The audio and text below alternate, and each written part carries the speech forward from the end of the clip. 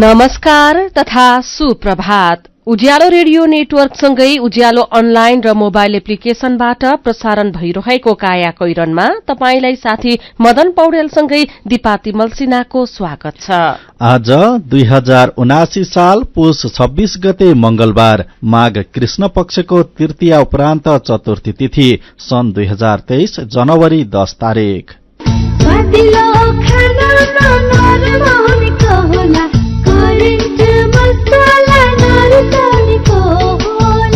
काया कैरनको साथमा करेन्ट मसला र करेन्ट चिया, स्वादको झट्का। काया कैरन सुरु गरौं मुख्य खबरका शीर्षकहरूबाट।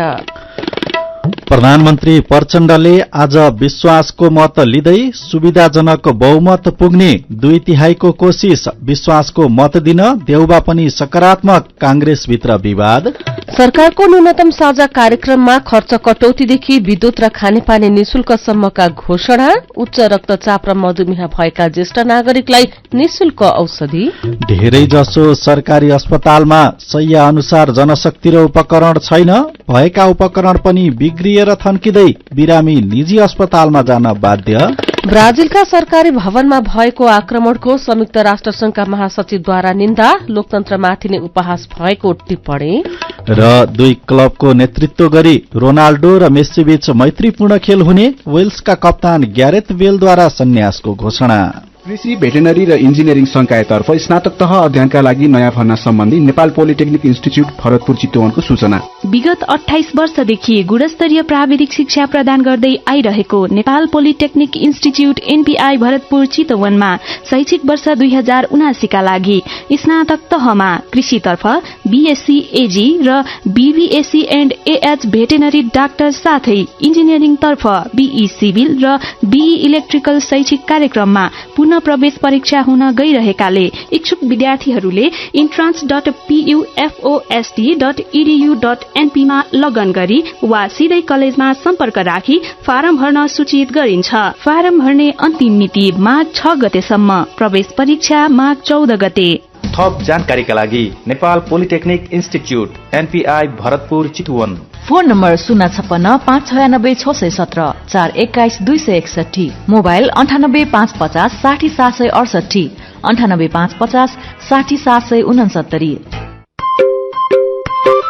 सुरक्षित र समृद्ध होस् जिन्दगीको सेरोफेरो, भोलिको लागि सोच्नु पर्ने कर्तव्य हो तिम्रो मेरो।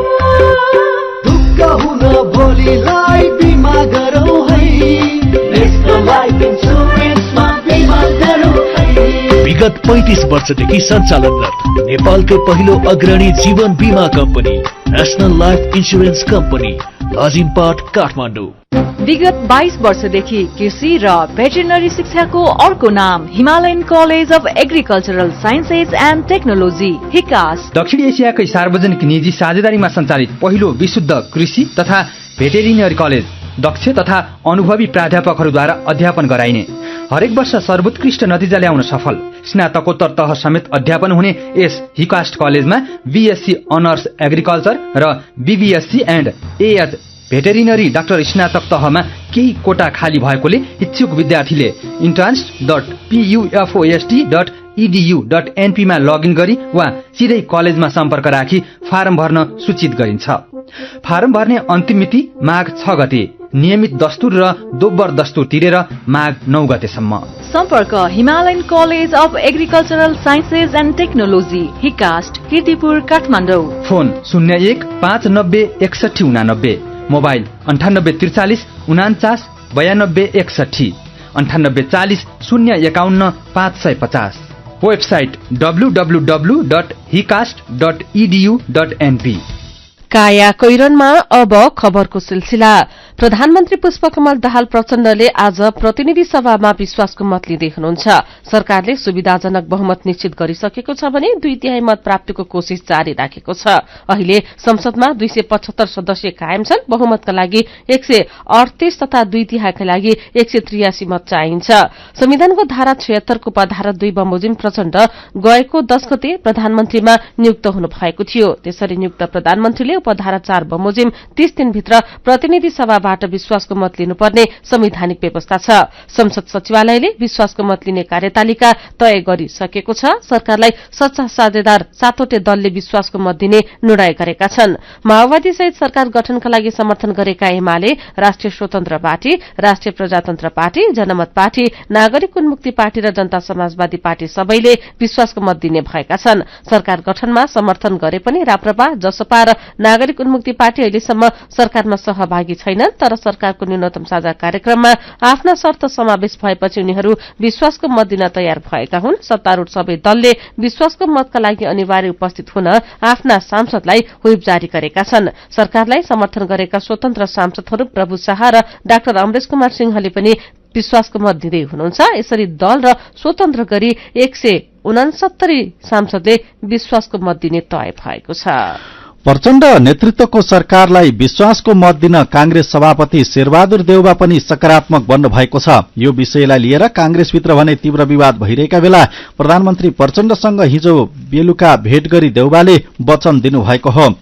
आज पार्टी पदाधिकारी र संसदीय दल बैठकले रोक्न सके बेग्लै कुरा हो, नत्र सभापतिजी र केही शीर्ष नेता विश्वासको मत दिने पक्षमा हुनुहुन्छ। त्यही कुरा प्रधानमन्त्रीले जानकारी गराउने काम भयो, देउवा निकट स्रोतले भनेको छ।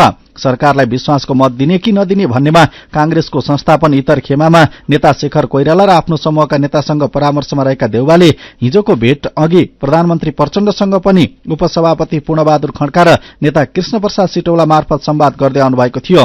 प्रचण्ड र देउवा बीचको भेटमा पनि खड्का र सिटौला सहभागी हुनुहुन्थ्यो। देउवाले सहमति खोज्न आज संसदीय दलको बैठक अघि नेता कोइराला र पदाधिकारीलाई निवासमा बोलाउनु भएको छ। नेताहरूबीच सहमति जुटाएर संसदीय दलको बैठकबाट निर्णय गराउने उहाँको तयारी छ। देउवाले प्रधानमन्त्री दिन नमानेकै कारण प्रचण्ड कांग्रेस नेतृत्वको गठबन्धन छोडेर एमाले सहितका दलहरूसँगको समीकरणमा गएको पुस 10 मा प्रधानमन्त्री नियुक्त हुनुभएको थियो। त्यसपछि पनि देउवा र प्रचण्ड बीच कुनै राजनीतिक घोचपेच र आरोप प्रत्यारोप चलेको छैन। देउवाको यो तयारीमा नेताहरू रामचन्द्र पौडेल, कोइराला, खड्का, सिटौला, विमलेन्द्र निधि सहितका नेता सकारात्मक देखिनु भएको छ। तर महामन्त्री द्वय गगन थापा र विश्वप्रकाश शर्मा सहित सांसदको ठूलो पंक्ति प्रतिपक्षमा बस्नुपर्ने अडानमा छन्। महामन्त्री थापाले फरक समीकरणबाट सरकार बनिसकेपछि कांग्रेसले प्रतिपक्षमा बस्न समेत हिम्मत नगर्नु अराजनीतिक हुने टिप्पणी गर्नुभएको छ। प्रतिनिधि सभाको पहिलो बैठकमा सांसदहरूले कानून निर्माण र जनजीविकाका सवालमा प्रभावकारी भूमिका निर्वाह गर्ने प्रतिबद्धता जनाएका छन्। प्रतिनिधि सभा र राष्ट्रिय सभाको पहिलो बैठकमा दलीय आधार र स्वतन्त्र रूपमा नेताहरू बोलेका थिए। प्रतिनिधि सभालाई प्रधानमन्त्री सहित 13 जना र राष्ट्रिय सभाका 7 जनाले सम्बोधन गरेका थिए। पहिलो बैठकमा हिजो रोचक दृश्य पनि देखिएको थियो। मंसिर 4 मा सम्पन्न चुनावबाट आएको प्रतिनिधि सभा सञ्चालन गर्ने जिम्मेवारी पाउनु भएको थियो। ज्येष्ठ सदस्य पशुपति शमशेर राणाले सभाको कमाण्ड गर्न सक्ने क्षमता उहाँमा देखिएको थियो। पहिलो बैठकमा ज्ञात अज्ञात सहित प्रति श्रद्धाञ्जली अर्पण गर्दा सबै एकाग्र भएर उभिए पनि प्रतिपक्षी दलका नेता शेरबहादुर देउवामा छटपटी देखिन्थ्यो। शारीरिक अशक्तताले बसिरहँदा पनि उहाँ हलचल गरिरहनु भएको थियो। एमाले अध्यक्ष ओली उपर खुट्टी लगाएर बस्नु भएको थियो। अन्य नेताहरू भने सिधा बसेका थिए। सभामा सबैभन्दा बढ़ी ध्यानपूर्वक कुरा सुन्नेमा गृहमन्त्री रवि लामिछाने हुनुहुन्थ्यो। कांग्रेस सभापति देउवाले सम्बोधन गर्दा प्रश्न बुझिएको थिएन। यही बेला कांग्रेस महामन्त्री गगन थापा मोबाइल चलाउँदै बसिरहनु भएको थियो। बैठकमा 6औं नम्बरमा जसपा दलका नेता रामसाय प्रसाद यादव बोलिरहनु भएको थियो। माधव नेपालले बोल्नुभन्दा अगाडि नै बैठकबाट ओली उठेर हिँड्नु भएको थियो। सपना पूरा भएको दिन कस्तो हुन्छ? एकदम अद्भुत, अरूण कुमार चौधरी भन्नुहुन्छ, जसलाई भन्ने भाषा नै मसँग छैन। चुनावपछि नयाँ संसदको पहिलो अधिवेशनको पहिलो दिन हिजो टेलिभिजनमा मात्रै देखिने ठाउँ र नेताहरूका माझमा आफूलाई पनि तिनकै हैसियतमा पाउँदा उहाँलाई वर्णन नै गर्न नसकिने गर्वको अनुभूतिले अंगाल्यो रे। संसद कसरी चल्छ भनेर हेर्न उहाँ 2072 साल भदौको अन्तिमतिर दर्शकका रूपमा संविधान सभा भवन छिर्नु भएको थियो। कानूनका कक्षाहरूमा कैयौं पटक नमूना सांसदको अभ्यास गर्नुभएको थियो सोभिता गौतमले। तर कुनै दिन सांसदै भएर प्रतिनिधि सभामा पुगौंला भन्ने अरूण कुमारको जस्तो दृढ निश्चय र समय सीमा भने उहाँसँग थिएन, किनभने राजनीतिक बाटोमा उहाँको पाइलै परेको थिएन। नमूना संसदमा धेरै पटक संसदीय पद्धतिबारे अभ्यास गरेकी थिए सोभिता भन्नुहुन्छ, आज त्यही अभ्यासलाई व्यवहारमा बदलेको जस्तो लाग्यो।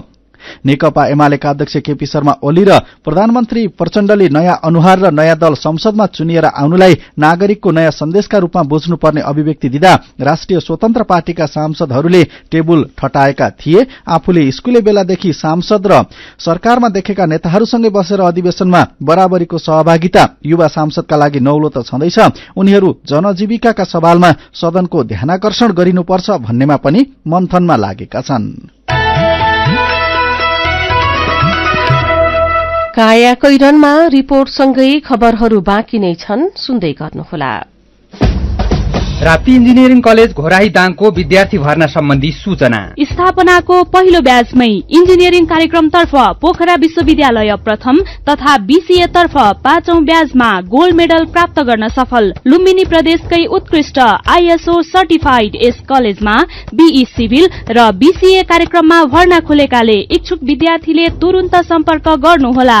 सम्पर्क Rapti engineering college Ghorahi Dang. Phone 082 562 601 98 578 35 990 98 578 31 684। 3 वर्षे diploma in computer engineering, pre diploma in civil, survey अमिन र इलेक्ट्रिकल इन्जिनियरिङमा केही सिट खाली रहेकाले अध्ययन गर्न इच्छुक विद्यार्थीले छिटो सम्पर्क गर्नुहोला।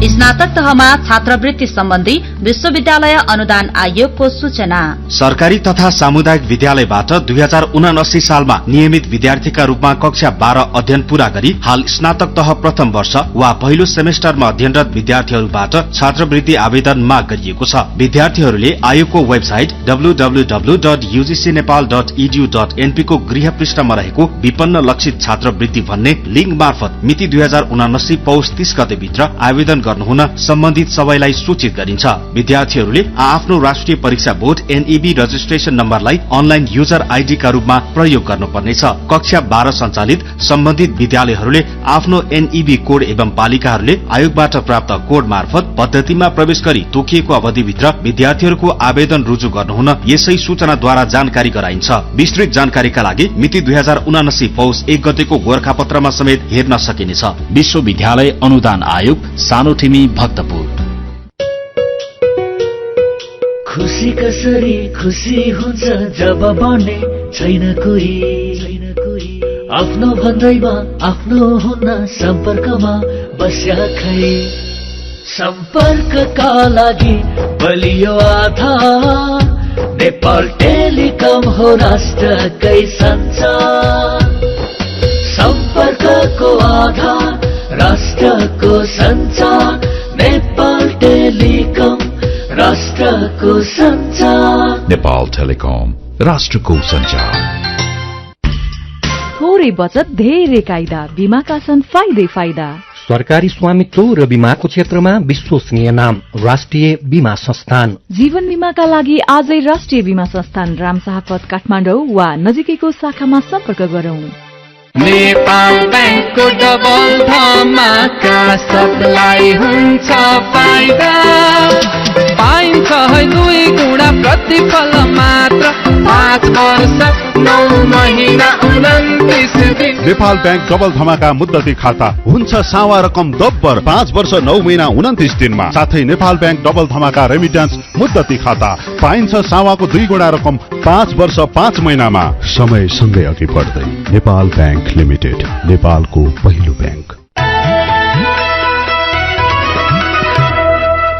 उज्यालो रेडियो नेटवर्कसँगै उज्यालो अनलाइन र मोबाइल एप्लिकेशनमा प्रसारण भइरहेको काया कैरनमा तपाईंलाई फेरि स्वागत छ।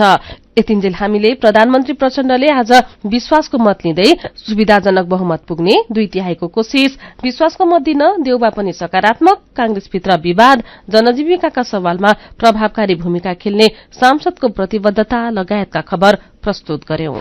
अब बाँकी खबर। नवगठित सरकारले सार्वजनिक खर्च कटौती गर्नेदेखि विद्युत र खानेपानी निशुल्क दिनेसम्मका घोषणासहित आफ्नो नीतिगत प्राथमिकता र न्यूनतम कार्यक्रम सार्वजनिक गरेको छ। उपप्रधान तथा अर्थमन्त्री विष्णुप्रसाद पौडेलले हिजो सरकारको नीति तथा कार्यक्रम सार्वजनिक गर्नुभयो। वर्तमान सरकार गठनमा सहभागी दलहरूले विकास र समृद्धिका जनचाहना एवं समृद्ध नेपाल सुखी नेपालीको राष्ट्रिय आकांक्षा पूरा गर्ने संकल्पका साथ नीतिगत प्राथमिकता र न्यूनतम कार्यक्रम सार्वजनिक गरेका हुन्। सरकारले सार्वजनिक खर्च कटौती गर्ने घोषणा गरेको छ। यो आर्थिक वर्षका लागि गाड़ी खरिद लगायत कार्यालय सञ्चालन खर्च कटौती गरिने भएको हो। नीति कार्यक्रममा महँगी नियन्त्रण गर्ने, कालाबजारी, अखाद्य वस्तुको मिसावट र वस्तु तथा सेवामा हुने सिन्डिकेट प्रणाली अन्त्य गर्ने समेत उल्लेख छ। सरकारले कोही भोकै पर्दैन, भोकले कोही मर्दैनको अवधारणा लागू गर्न, कृषि उत्पादन वृद्धि र आपूर्तिमा व्यापक सुधार गर्ने घोषणा गरेको छ। संयुक्त सरकारले मेक इन नेपाल अभियान शुरू गर्ने समेत जनाएको छ। सरकारले 50 युनिटसम्म विद्युत निशुल्क दिने घोषणा गरेको छ। ग्रास्त उपभोगका निम्ति बर्खायाममा मासिक 50 युनिट र हिउँदियाममा मासिक 30 युनिट विद्युत निशुल्क उपलब्ध गराउने सरकारको योजना रहेको छ। सरकारले गर्भावस्थादेखि वृद्ध अवस्थासम्म सामाजिक सुरक्षा प्रदान गर्ने घोषणा गरेको छ। 60 वर्ष माथिका उच्च रक्तचाप र मधुमेहका बिरामीलाई निशुल्क स्वास्थ्य परीक्षण र औषधि दिने भएको छ। सत्तारूढ दलहरूले हिजो सार्वजनिक गरेको न्यूनतम साझा कार्यक्रममा निरोगी नेपाल र स्वास्थ्य सम्बन्धी मौलिक अधिकार कार्यान्वयन गर्ने घोषणा गर्दै निशुल्क स्वास्थ्य परीक्षण र औषधि वितरण गर्ने जनाएको हो। महिनावारी हुने उमेर समूहका सम्पूर्णलाई गुणस्तरीय सेनिटरी प्याड वा अन्य वैकल्पिक साधन खरिद गर्न वार्षिक 1500 उपलब्ध गराउने कार्यक्रममा समेटिएको छ। भूमिमा किसानहरूको सहज पहुँच उपलब्ध गराउन, भूमिको वैज्ञानिक व्यवस्थापन मार्फत यसको सही सदुपयोग र आवास सम्बन्धी मौलिक हक कार्यान्वयनको सुनिश्चित गर्न आवश्यक प्रक्रिया अगाडि बढाउने घोषणा गरिएको छ।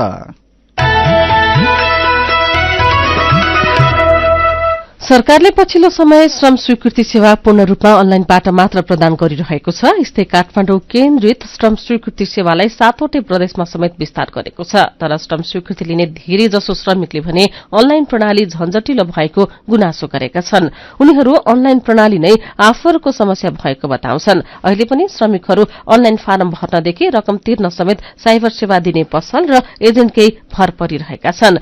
विदेशमा कार्यरतहरूले श्रम अवधि सकिएको वर्षौं बित्दा पनि नवीकरण नगर्ने र स्वदेश आएकाहरूले पनि विदेश उड्ने 1-2 दिन अघि मात्र श्रम गर्न खोज्दा समस्यामा परिरहेका छन्। श्रम स्वीकृति लिन खोज्दा समस्यामा परिरहेका छन्। सञ्जिता देवकोटाको रिपोर्ट।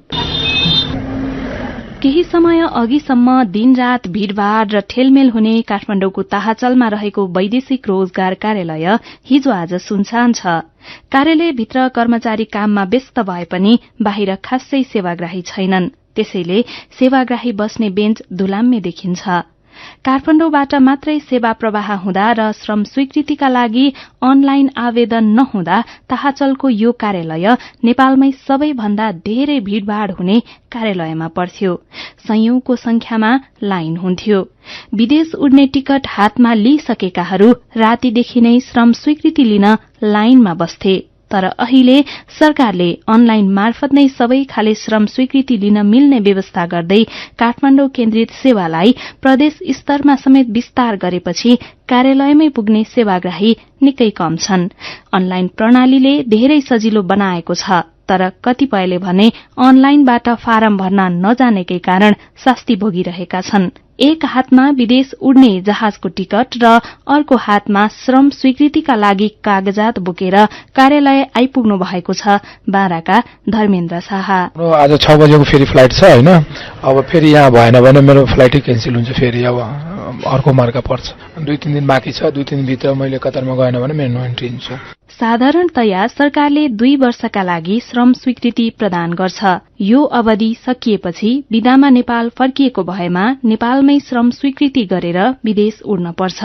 गन्तव्य देशमै काम गरिरहेको भए अनलाइन मार्फत नै श्रम स्वीकृति गरिहाल्न पर्छ। तर विदेशमै हुनेहरू श्रम स्वीकृतिको अवधि सकिएपछि पनि नेपालमै गएर गरौंला भन्दै ढुक्कसँग काम गरिरहेका छन्। विदामा नेपाल आएकाहरू पनि कतिपय जानकारीको अभावमा त कतिपयले साइबर पसलको भर पर्दा समस्या भोगिरहेका छन्। साइबर पसललाई कागजात र पैसा बुझाउँदा पनि अन्तिम समयमा मिलेन भनेपछि मोरङबाट हतार हतार काठमाडौँ आइपुग्नु भएको छ गीता कुमारी मगर। उहाँको 3 दिनपछि यूएई को उडान छ। तर उडानको दिनसम्म श्रम स्वीकृति प्राप्त नहुने चिन्ता परेको छ उहाँलाई। साइबरको मान्छेले चाहिँ अब छिटै हुन्छ, अब गराउँदा हुन्छ भन्ने हिसाबले चाहिँ मैले भरोसामा अब छोडिदिए। तर अब अहिले लास्टमा आएर आफूलाई नै उयो भयो भनौँ न, भएन नि त पर्सिको फ्लाइट मेरो रोक्यो किनभने टिकट पनि अब मेरो आफ्नो पर्सनल आफूले काटेर आएको टिकट होइन चेन्ज गरिदिँदैन आफूले भोग्नुपर्ने बेर्नुपर्ने भएकोले गर्दाखेरि चाहिँ टेन्सन भएर चाहिँ अलिकति मंसिरदेखि पोखरा र बुटवलका श्रम कार्यालयहरूबाट दिन शुरू गरिएको सबै खाले श्रम स्वीकृति र अन्य सेवाहरू गएको आइतबारदेखि विराटनगर र जनकपुरका श्रम तथा रोजगार कार्यालयबाट पनि प्रदान गर्न थालिएको छ। अब सुर्खेत र धनगढ़ीमा रहेका श्रम कार्यालयबाट पनि छिट्टै संस्थागत र व्यक्तिगत श्रम स्वीकृति दिने सरकारको तयारी छ। अनलाइन मार्फत सेवा लिन पहिला नै अनलाइन मार्फत टोकन लिनुपर्छ।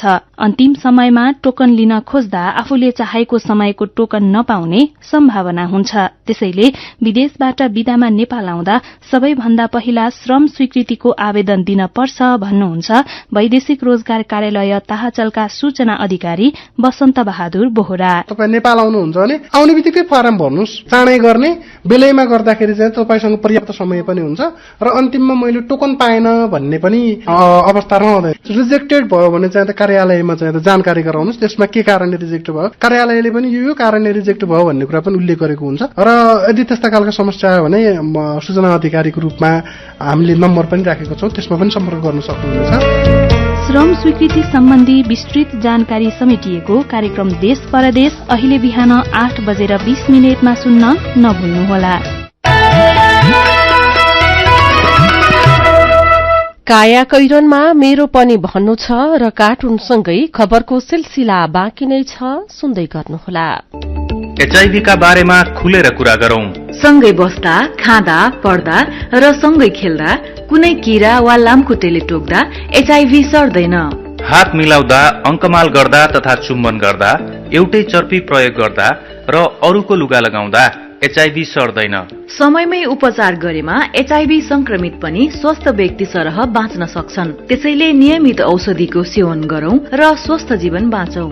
एचआईभी को औषधि एआरभी हरेक सरकारी अस्पतालमा निशुल्क पाइन्छ। एचआईभी संक्रमितहरू अरूभन्दा भिन्न होइनन् भन्ने कुरा बुझौं र समान व्यवहार गरौं। एचआईभी संक्रमितहरूमाथि हुने भेदभावको अन्त्य गरौं। Nepal youth foundation, Bara plus, Lumbini plus र मकवानपुर महिला समूह। चामल र मैदाको तुलनामा कोदो, फापर, चिनो, कागुनो, लट्टे आदिमा शरीरको लागि आवश्यक पोषक तत्वहरू प्राय बढी पाइने हुनाले यिनको नियमित सेवन गरेमा मुटु रोग, मधुमेह, उच्च रक्तचाप लगायतका रोग लाग्ने जोखिम कम हुनका साथै बाल बालिकामा हुने कुपोषण र महिलामा हुने रक्त अल्पता समेत घटाउन सकिन्छ। तसर्थ खाने बानीमा परिवर्तन गरौं, दैनिक भोजनमा यस्ता बालिका परिकारहरूलाई समावेश गरी निरोगी बनाऊ। बाली विकास तथा कृषि जैविक विविधता संरक्षण केन्द्र, श्रीमहल, ललितपुर। विदेशबाट आयामी गरेको पैसा सिधै तपाईको मोबाइलमा लिन मिल्छ। अहिलेको अवस्थामा बाहिर गएर पैसा निकाल्न त्यति सजिलो छैन। त्यसैले आफ्नो मोबाइल निकाल्नुहोस्, आईएमई पे डाउनलोड गर्नुहोस् अनि घर बसी बसी आफ्नो रकम प्राप्त गर्नुहोस्। विदेशबाट आईएमई गरेको रकम प्राप्त गर्न आफ्नो मोबाइल फोनमा आईएमई पे डाउनलोड गर्नुहोस्। अब आईएमई गरौँ, आईएमई पे मा प्राप्त गरौँ सजिलै।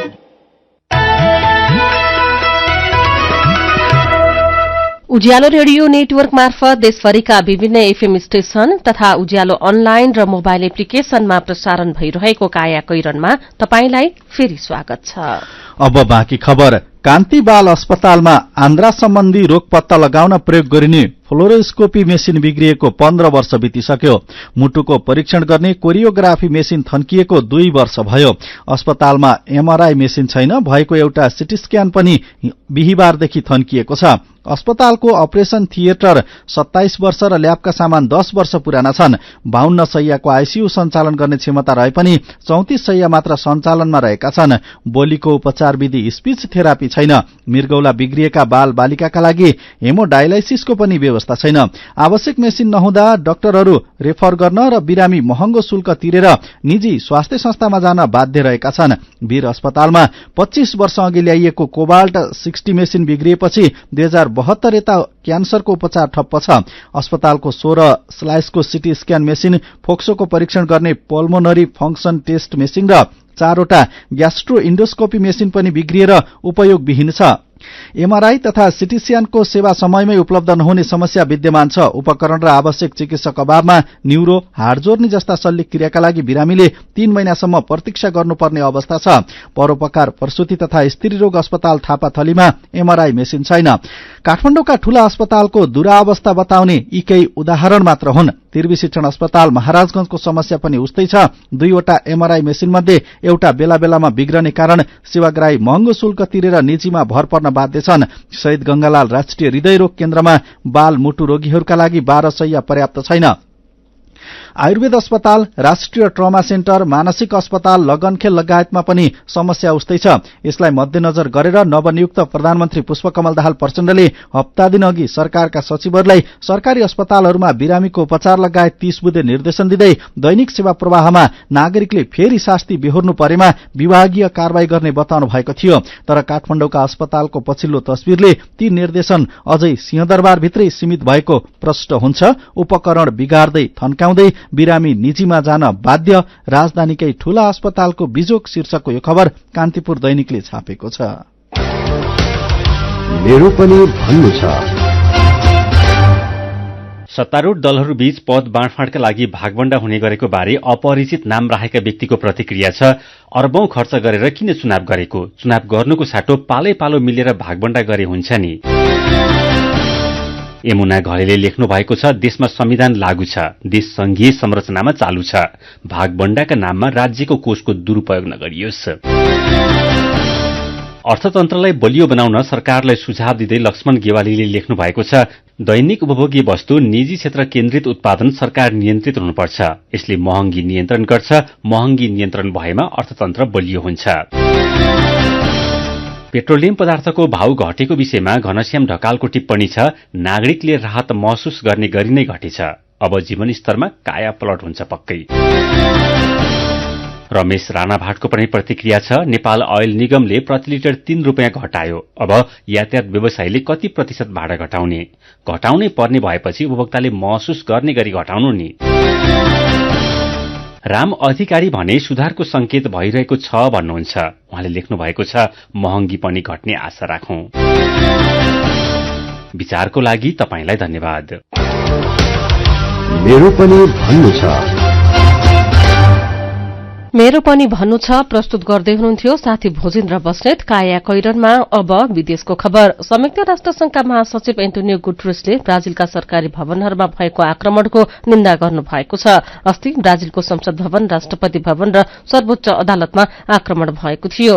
अमेरिकी राष्ट्रपति जो बाइडेन र राष्ट्रसंघका महासचिव गुटरेसले यो कदमलाई लोकतन्त्रमाथिको उपहास भन्दै निन्दा गर्नु भएको छ। लुला दा सिल्भाले ब्राजिलको राष्ट्रपतिको पदभार ग्रहण गरेदेखि पूर्व राष्ट्रपति बोल्सोनारोका समर्थकहरूले विरोध गरेका कारण अहिलेसम्म सदन चल्न सकेको छैन। आक्रमणमा संलग्न रहेको आरोपमा झण्डै 300 जना पक्राउ परेका छन्। अब खेल खबर। फुटबल स्टार लियोनल मेस्सी र क्रिस्टियानो रोनाल्डो मैत्रीपूर्ण खेलमा 2 क्लबको नेतृत्व गर्दै रियादमा खेल्ने भएका छन्। खेलमा मेस्सीले पेरिस सेन्ट जर्मेन पीएसजी र रोनाल्डोले नयाँ क्लब अल नासर र साउदी प्रतिद्वन्दी अल हिलालका खेलाडी मिलेर बनेको टोलीसँग जनवरी 19 मा रियादमा मैत्रीपूर्ण खेल खेल्ने घोषणा गरेका हुन्। कतारको स्वामित्वमा रहेको पीएसजीले जनवरी 17 मा दोहाको यात्रा गर्नेछ। कतारमा अर्जेन्टिनाले विश्वकप जितेपछि 15 दिन बिदा लिएका मेस्सी अघिल्लो हप्ता पीएसजीमा प्रशिक्षणका लागि सहभागी भएका छन्। रोनाल्डो हालै अल नासरमा अनुबन्ध भएका छन्। खेलकै अर्को खबरमा वेल्सका कप्तान तथा फरवार्ड ग्यारेथ वेलले सन्यासको घोषणा गरेका छन्। वेलले 33 वर्षको उमेरमा फुटबल खेलबाट सन्यास घोषणा गरेका हुन्। उनले वेल्सका लागि 111 खेल खेलेका छन्। वेलले कतार विश्वकपमा वेल्सको नेतृत्व गरेका थिए। अब केही खबर संक्षेपमा। देशभरका कारागारमा रहेका झण्डै 1600 कैदीबन्दी सामान्यदेखि गम्भीर रोगबाट ग्रसित छन्। उनीहरूको उपचारका लागि राज्यले मासिक 60 लाख रुपियाँ खर्च गर्दै आएको छ। सुधारगृह बन्नुपर्ने कारागारको अव्यवस्थित बसाई, खानपान र तनावका कारण कतिपय कैदीबन्दी दीर्घ रोग बोकेर घर फर्किन बाध्य भएका छन्। नयाँ पत्रिका दैनिकले खबर छापेको छ। सरकारले पृथ्वी जयन्तीको दिन पुस 27 अर्थात भोलि सार्वजनिक बिदा दिने निर्णय गरेको छ। काया कैरनमा अब पालो उखानको। चरालाई सुनको कुकुरको पिञ्जडा भन्दा जंगलै प्यारो। उखानसँगै हामी काया कैरनको अन्त्यमा आइपुगेका छौं। आजका मुख्य खबर फेरि एकपटक।